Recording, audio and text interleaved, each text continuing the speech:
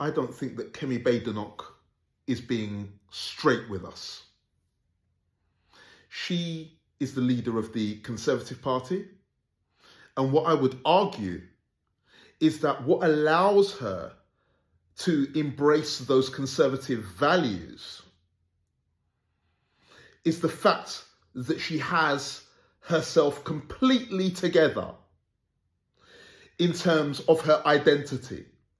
That is, she was schooled in Nigeria, a rigorous schooling system that is there with discipline and a particular Afrocentric culture of excellence. And she would have been rooted in the African dimension of her personality.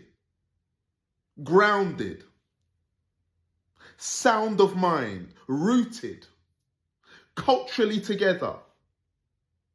And that is what allows her to extend herself and to embrace British culture in the way that she does, without causing any personality disorders, because she's rooted in the Afrocentric dimension of her consciousness as a Nigerian, as a lady of Nigerian origin.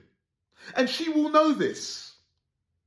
She will know that she has been privileged to being rooted in an African culture that allows her to understand the internal processes of herself culturally and the unique interaction she has with the phenomenal world in terms of the Nigerian dimension of her personality. And she's mastered that.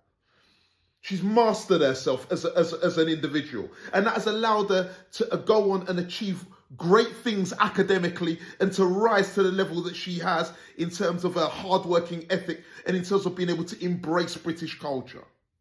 Similar to me, maybe not to that extent, but mastering myself through education and mastering the African dimension of my personality, thus allowing me to embrace British culture. Okay? I am able to embrace British culture fiercely because I understand myself as the Afrocentric dimension to my personality.